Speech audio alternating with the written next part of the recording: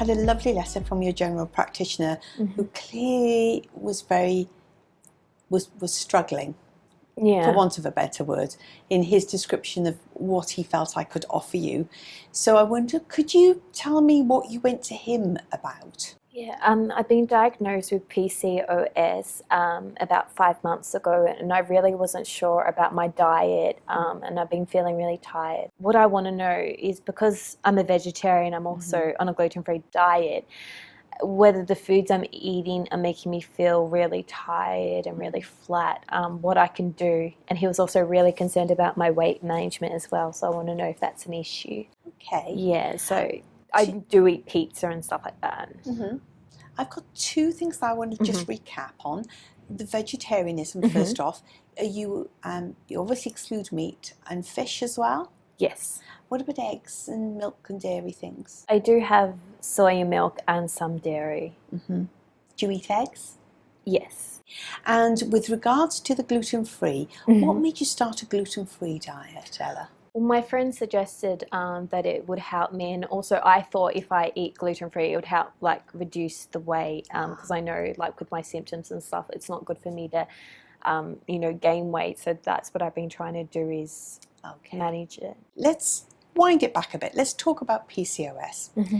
PCOS is a really complex problem, really, because if you were to look at it as a line, you've got PCOS on one end, and maybe at the other end you could have things like type 2 diabetes. They're all very similar in terms of the way the body deals with insulin. Now, insulin is a hormone that you produce, I produce, and it helps to keep our blood sugars normal. Now, when you eat carbohydrates, any starch that you might eat, whether that comes from flour or potatoes or pasta or rice, your blood sugar goes up, the insulin comes in and brings your blood sugar down. Now, in your case, Ella, because of your polycystic ovarian syndrome, your insulin doesn't really have the oomph that other people's insulin would have. So your body has to put out more insulin. Almost resistant to insulin is your body. And so you put a lot more insulin into the system to get the same desired effect of controlling your blood sugar. More insulin means that your body is going to lay down more body fat, because insulin just loves to lay down body fat. So that's a risk for people with PCOS, is the fact that generally over time your weight begins to drift in the upwards direction, which is something you've heard about, and it's obviously a concern for you. Where you've gone slightly wrong is the fact that you've gone down a gluten-free diet.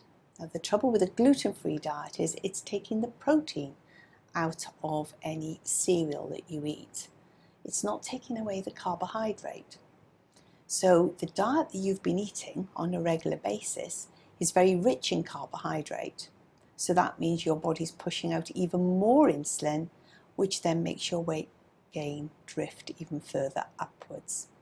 So one of the things that you and I could do together is try and look at different forms of carbohydrate that you can eat that will help your insulin to perform better for you and help you control your weight in a normal level. One element of your PCOS and your diet that we're going to deal with.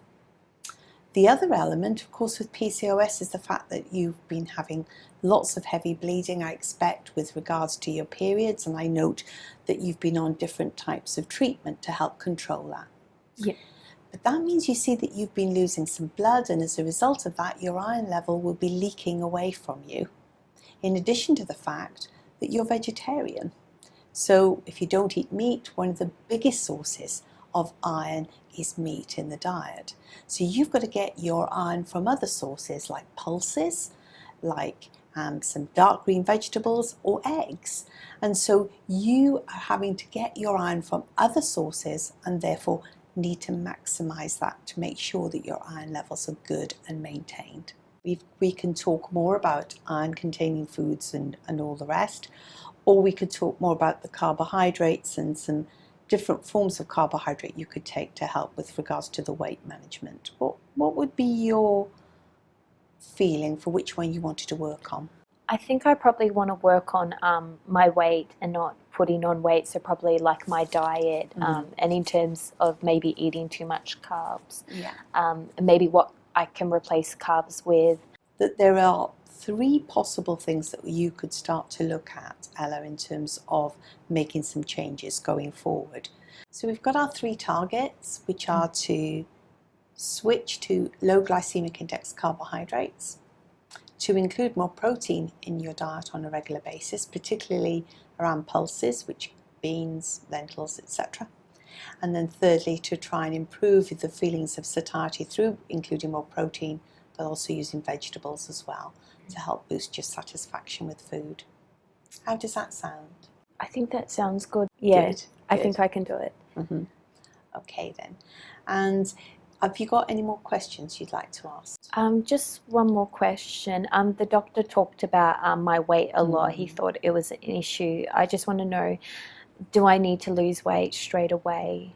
Not straight away, no. I think the one thing that you've got to realise is that with PCOS, the drift of your weight is the one thing you want to control. So what I would want to do is when we meet up again in about 8 weeks' time, is to check your weight again and see what's happening to it. And then you and I can spend some time talking about how you'll monitor your weight and what your ultimate aim should be. At the end of the day, we'd like you to be at the top weight you're going to be for your adult life now. And then if you lose any weight, that's a win-win, but really you don't want to be gaining any more, Ella. That would be a risk to you. Okay. Thank you.